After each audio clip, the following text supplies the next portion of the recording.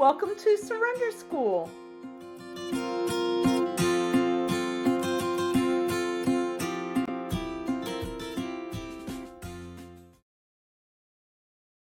Everybody can see my screen. Okay, we'll start with the mission statement. The mission statement of Surrender School. At Surrender School, we recover. Our mission is to share 12-step and other supportive recovery solutions for those who want a healthy relationship with food. We are not an official 12-step meeting, but we do adhere to the spirit of the traditions. Right. This is all the things that are happening right now. You'll notice the monthly book study from Michael Naylor. And as I told you, Michael Naylor is here today, which we're really happy about. I'm not going to cover this because there's so much, but all of this you can find on the website underneath the banner at the top that says everything we offer. If you click on that, there's a list of everything we offer. Some is recorded, some is going on now, but you'll see all the things you need to see there. Okay. If Surrender School has helped you, we ask that you donate. We are a 501(c) not-for-profit organization, so it's really awesome if you will donate because we do have expenses that we cover. Nobody takes any kind of money for the work that we do. Okay, this is the Surrender School WhatsApp group. If you use a smartphone and basically focus on that little QR code, you can kind of take a picture of it. Something will pop up that says, do you want to do this and you do that? And that will invite you to the WhatsApp group. Also, someone puts the link, I don't remember who, somebody puts the link in chat too, so you can grab the link, the invitation to the WhatsApp group. WhatsApp, lots of information going back and forth there, so that'd be cool if you could join that.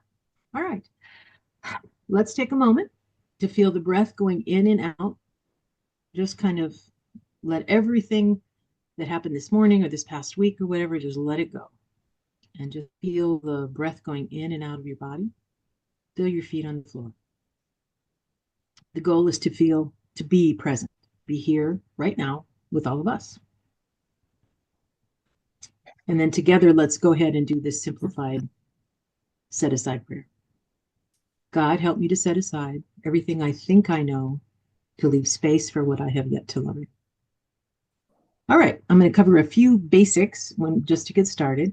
So the goal of the workshop is a personal journey, and our focus is to help you understand the relationship between your false self and your true self, and to treat yourself with unrelenting compassion because you are human. Now, we do this by working the 12 steps in this manner. We recognize the unseen forces that drive our behavior with its passions, which we call defects or defenses, and the fixations, which are the perceptions of the stories that we tell ourselves. We catch ourselves in the act, I use that terminology a lot, when our ego causes us to act out our most persistent defects or defenses. And then finally, we gently remind ourselves to return to our true shining self. I want to say one of the things that happened in this last year is we started sharing that we were catching ourselves with the good traits of our types, because we're working the steps and we're working with the Enneagram and we're learning. So it's not only just the, oh my God, I can't believe I behaved like that. It's the other end of it too. It's like, oh, well, look at you, Cheryl. Right? So, and we hear that a lot during the office hours, people sharing that. I want to remind everybody, honesty and compassion are our guides. That is what we're striving for, honesty and compassion. Okay, some things to keep in mind. This entire course is about working the steps. Most of us are long time 12-steppers. And this is our chance to work the steps by our Enneagram type. That's what this whole course is about. Okay, that's the first thing to remember. Secondly, I'm not an expert on anything. I've been studying the Enneagram for about 5 years. My skill, and I'm going to use singular, my only skill is being able to explain things in a simple manner so people can grab it. I mean, that really is my skill. It's the gift that my higher power, my greater power has given me.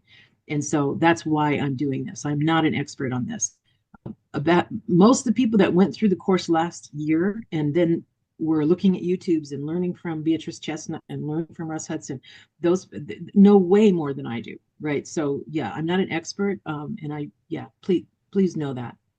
This isn't like me being immodest. This is really the truth. I'm an expert. Okay. One thing that I learned as I worked the steps over and over is that self-contempt stops spiritual growth, or at least really, really inhibits it. So the idea here is I'll talk about that in a minute, but I do believe very strongly that self-contempt or self-hatred or this kind of saying horrible things to yourself all the time really stops your spiritual growth. And that by itself is enough reason to get rid of that, other than the fact that you can be happier and more contented if you aren't talking to yourself. Okay. Um, and so one of the things I want to say, I believe I want to say take the test because it will guide you. So by your type, be sure you've taken the test. If you haven't taken the test and gotten with the type, it's going to be really hard for you to work by type because you don't know your type. Okay. If you do the work, you will be supercharged. You will supercharge your recovery. If you don't do the work, it's okay. We're not going to indict you or say you're a horrible person or anything because everybody has different time. But just realize if you're willing to do the work, then you will supercharge your recovery. Okay, journal on the weekly question. We will introduce a question each week, or at least we will show you how to get to your question by type each week. And then the next week you share on it. So last week we introduced the questions for week 1. This week in the breakout rooms, we will share on what we journaled about that question. And I want to real quick, okay, the plan basically goes this way. In the main room, we share a little on previous week work information, which is the information that I've shared last week, okay? And then I will cover a little bit more information. Then we go to the breakout room assigned randomly, and you will give your experience, strength, and health on that specific question. You will read the question for your type, and then you're going to share what you journaled on, okay? Because, and I said this last week, I'll say it often, I'm sure. I was at a meeting one time, and this girl said, apparently thinking is not one of our tools. And that is true. Thinking is not one of our tools. We're inside our head all the time, right? So no, put it on paper. It's amazing. If you aren't a journaler, if you're a journaler, you know this. If you are not a journaler, what you will find is as you journal, things come out that you didn't even know you thought. You had no idea that you thought that, and it comes out on paper. I think it's awesome. Okay, so you'll go to the breakout rooms and do that, then come back. We will come back and I'll answer unanswered questions. Somebody didn't get a chance to share because they didn't journal. They want to share on something else. Okay, that's back in the main room. And then, so there'll be other questions if you have them, sharing of other types besides the question of the week. And then also I'll take you on a tour of the website so you know exactly how to find your question, because I think that's probably what we get the most is that. Okay, that's the plan. So keep in mind, the website walkthrough is coming later. So you want to stay for your workout or for your workout. Yeah, I don't work out. Sorry. Sorry. Okay, you want to stay for the walkthrough. You want to stay in the breakout so that you can afterward come back to the room and go through the walkthrough with you. Okay. I did this session. I talked about this last week. I used the term inquiry, and this is by A.H. Almas. That inquiry is a process of delving into basically into yourself. I want to talk about why I chose this inquiry, because inquiry basically means questions. You're going to answer questions, because what happens when you answer the questions, this is why this whole class is set up this way. When you answer questions, the patterns, you will see the patterns become patterns. The structures become structures. The projections become projections. You see them. And the more you see them, the more they can dissipate. If we can't see them, we can't change them. We can't even ask our higher power to change them because we don't see them. So the idea of these questions, and there's one question per week. If you answer that one question per week, what will happen over time is you're going to get a clearer picture of yourself, of your true self, of your false self, of the ego structure that's built up, all of that. So that's why we do this inquiry, very specific inquiry. Okay. All right. This is the sharing portion. I'm going to quickly read the mantras again, and then we're going to share on the mantras. Once again, each of the types, I've selected a little icon, and that's so helpful because whenever you see anything of yours, you will see the little icon and it's yours. And if it's not yours, then it's like, wait, I'm in the wrong type, right? That's really the reason we use the icons. Okay, for the 1, the mantra is, it isn't all responsibility. For the 2, ask for what you need and ask again, for the best love comes from a full well. For the 3, to get to truth, I must be informed by my feelings. For the 4, I have everything I need in this moment to grow. For the 5, making contact with my direct experience and feelings will bring greater clarity and knowledge. For the 6, faith is believing in things unseen. I am guided in. For the 7, focus and staying present are my holy work. I am enough. For the 8, in my vulnerability lies my strength. And for the 9, resolve small things before they become big things. So what I'd like to do now is I would love for anybody who last year went through the sessions, or even just watched the recordings and did whatever, and have been using your mantra, how has the mantra changed your life or your program? I am going to go ahead and share my screen. And for those who are new, I'm going to do, this is Cheryl's simple understanding of the Enneagram and how I use it in my 12-step work. So I just want to cover that very quickly. Those that have heard this before, don't fall asleep, but you can just kind of relax to it. Okay. All right. So first of all, I want to start out with the idea that, okay, you're a little bitty baby, and you're laying in your crib and suddenly you wet your diaper and it takes more than like a minute for your mom to come change your diaper. At that moment in time, that the reaction to that, and obviously they don't have language, but the reaction to that is tied to your Enneagram type. You are born a type, and even as a baby, right? So it's like almost for sure the 2 feels like, oh my God, my mom, she must not love me, right? The 8 is like, looks like I'm gonna have to take care of this myself, right? 7 is probably, hey, this is warm, it feels kind of good, right? So anyway, all of the different types have different reactions to that. And what happens is as you grow up, as you're an infant and then you're a toddler and then you move through life, there's an ego structure that builds a wall around you to protect you, right? So it basically builds a wall. And I don't think the evil is bad, the ego is bad at all. It is necessary. We couldn't have even survived, a playground in grade school without that ego structure in place. The issue is what happens is, right, we build that ego structure and then somehow it becomes in charge. And we see that ego structure as us. We think we are our personality, right? That's what happens. That ego structure gets built up and we believe that that is us. But in reality, it is not us. So it becomes this shell around us that has to be cracked in order for us to grow and change and really, really connect with our higher power or our greater power. This is what's interesting. If we don't crack that shell, that never happens. We all know people that are all this raw ego that have never worked on themselves at all. We know that. And in my opinion, we come to the 12 step, we come to program on our knees. And there's a reason we come on our knees, because we need to have our balls busted. I mean, that has to happen. Now, maybe not everybody has to do that. I don't know. I'm not an expert on anybody, but I can say for me, I needed to come on my knees and I needed to have my balls busted the first couple times through the steps. I absolutely needed that. There was so much, the ego so strong and so involved with itself. And I was so in love and hated that ego structure. And my behavior was bad, right? And as a result, I needed this program, this 12-step program to do that. The design of the program, absolutely. I mean, if you think about it, the whole purpose of the 12s of the big book was to help people stop drinking. That's the point, right? So that is, and that's a ball buster, right? So that is what the point is. What I want to talk about, the first time through, it's like your hair's on fire. I guess the story in the big book is the pants on fire. And that's got to be put out. Don't ask why, none of that matters, just put it out. That's the purpose of the big book. But beyond that, right, now we need to have that shell cracked. And that's because that contempt for ourselves, hidden or not, will stop spiritual growth, or it will stall out. It inhibits it. So it is with compassion that allows us to do that, that allows us to grow. Working the steps by Enneagram type lets us really zone in even more. For those that came last year and we did the step 4 with different words in it, right? Helped a little bit. This is going to, when we get to step 4, you're going to be blown away, because the whole idea here is once I understand the fixations, the passions, I understand the way my type works, and I understand the way that ego builds up, then through inquiry, I can find out how to assist in its dissipation, because that is what's happening, is I'm trying to dissipate that. I don't think the ego ever goes away, nor should it.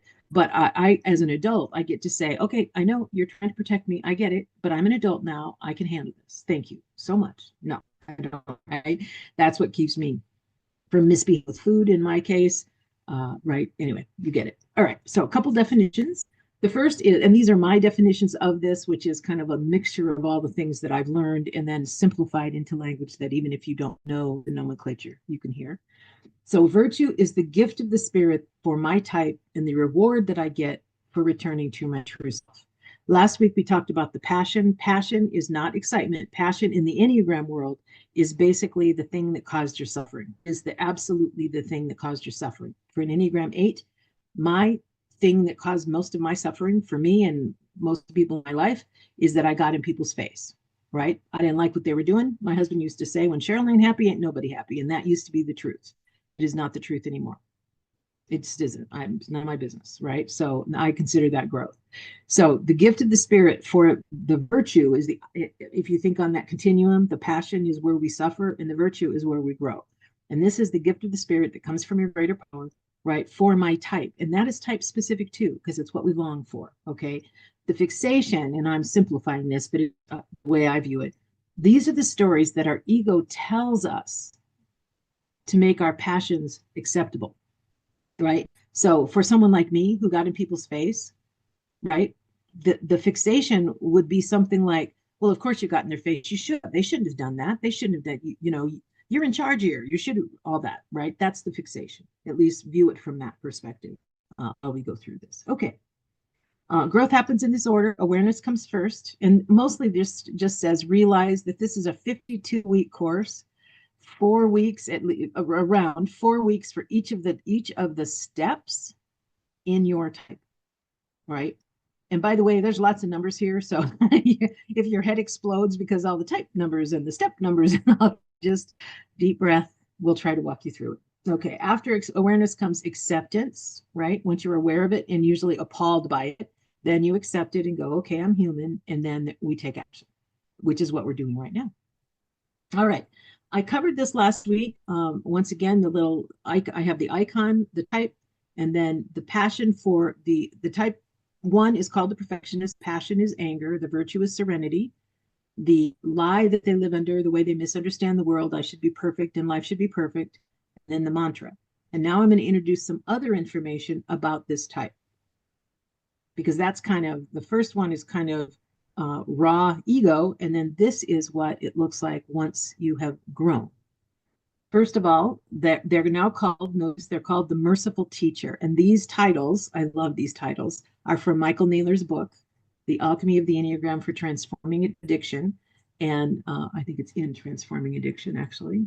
Yes, in Transforming Addiction. So the merciful teacher, imagine this perfectionist becomes a merciful teacher. Isn't that lovely? I love that.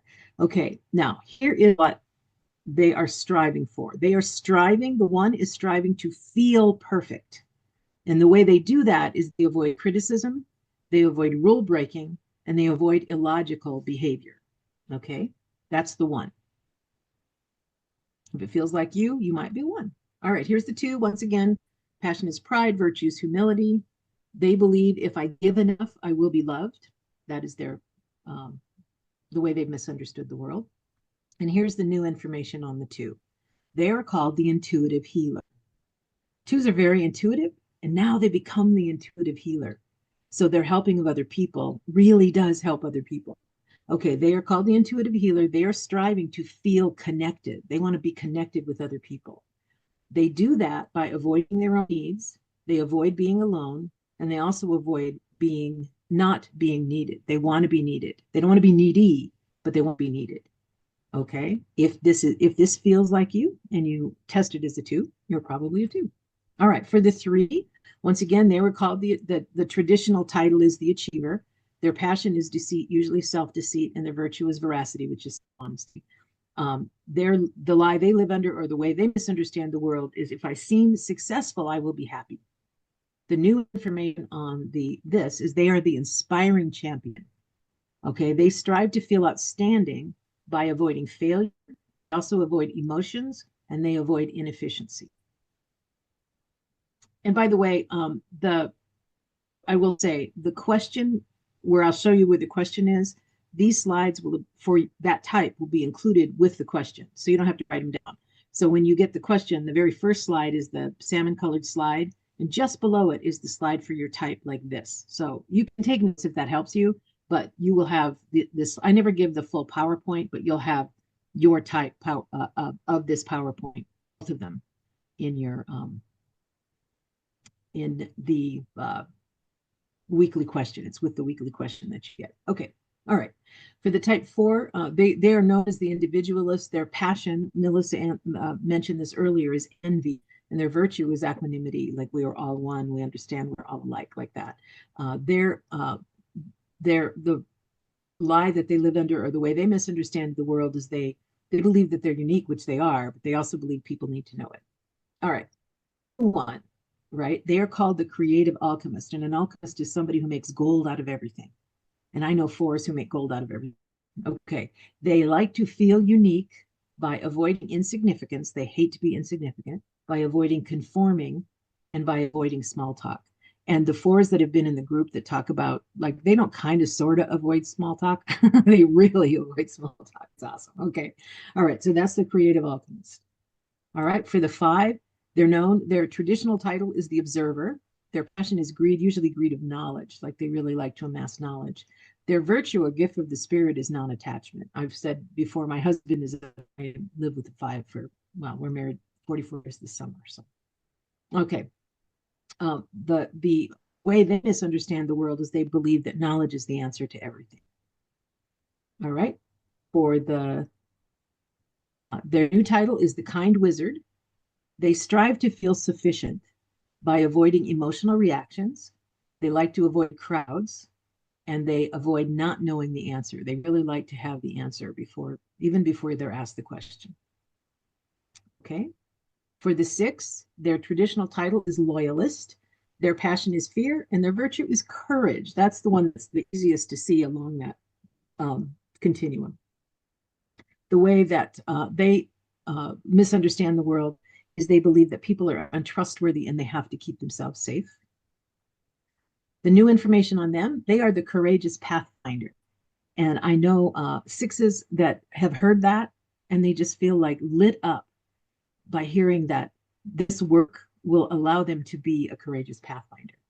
They strive to feel secure, and they do that by avoiding being told what to do, and they avoid not being prepared, and they avoid self-doubt. All right, for the 7, I love this picture. For this, the adventurer is their traditional title. Their passion is gluttony. It doesn't mean like overeating necessarily. It just means more, right? And their virtue is sobriety, not needing more. So the way that they understand or misunderstand the world is they believe the answer is in more. It is in the future. It is pitching themselves into the future. All right, and their Michael Naylor title, right, is their true self title, is what I call it, is the joyful visionary. Isn't that interesting? Because that also pitches into the future, but it's joyful and it's a vision. I love it. Okay. They strive to feel satisfied by avoiding negative emotions, avoiding rules, and avoiding lack of options. They like to keep their options open, absolutely, for the 7. So if this sounds like you, maybe you're 7. Okay, the type 8 is known as the challenger. Their passion is a lust for intensity. That does include getting in people's face, for me anyway, as a sexually. Okay. And then the virtue is innocence. The lie that the 8 lives under is I must be strong and in charge to be complete. And the new title is the lion-hearted protector. And I have to say, when I heard that, my heart sang that there's a goodness to this, and I love it. They strive to feel powerful by avoiding indirectness, avoiding waiting, and avoiding being controlled. I want to say one of the exercises that I have 8, and you'll get a monthly exercise, a challenge for yourself. And one of them is to ask for something by dropping a hint. I couldn't do it. I tried. I put it up as a challenge, and then I couldn't do it. It was like, they're not even getting what I want. Anyway, all good. So that is the 8. And then the 9, their traditional title is peacemaker. Their passion or that defense or defect is sloth, and that does not mean laziness. Usually it means putting off what you want and taking care of all this other stuff, right? Or very often it does mean that. Their virtue or their gift of the spirit is right action. The lie they live under is basically, I'll think about that tomorrow, or in the case like Helen talked about, my presence doesn't matter. It doesn't matter if I'm there or not. All these other people will be there. It doesn't matter if I'm there. And it does matter if they're there. Okay, anyway. Now let's talk about the new. So the 9 is known as the gentle mystic, and the mystic is the spiritual seeker, right? And they are the gentle spiritual seeker. They strive to feel at peace. That's one of the reasons they avoid conflict, right? They strive to feel at peace by avoiding directness, avoiding conflict, and avoiding making decisions, which ties life very nicely to their mantra. And the mantra is the thing that if you keep reminding yourself, it helps open you up to growth. All right. Now let's talk for a minute, because many of you I know came from Friendly Circle Berlin and food is not your deal. So I want to talk, first of all, step one, admitted that we were powerless over, fill in the blank, whatever's your deal, that our lives had become unmanageable. The reason that all of our questions when we're doing the inquiry say food is because Surrender School is specifically, not only for, but specifically designed for people that have problems with food. And the reason that we are sticking with that, and the board kind of sat and said, do we want to go broader, is because there's really no organization like Surrender School that is this open and loving and fill in the blank, whatever you want, for people that have problems with food.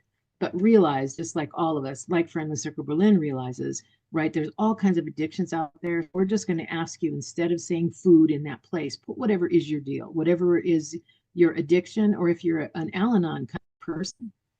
Later on, I'm going to teach about layers. Basically, you basically put layers of armor on. You cover your heart. That you're basically putting on layers of armor. For those of us that are addicts, the final layer is the addiction, and that one can be gone. The other layers are there. So even if you don't have any addiction, the cool part is only step 1 and 12 talk about food or compulsive eating, right? The rest of them are all just life. So that makes it a little bit easier. Okay. All right, we're going to talk now about going to the breakout rooms, and I'm going to give specific instructions.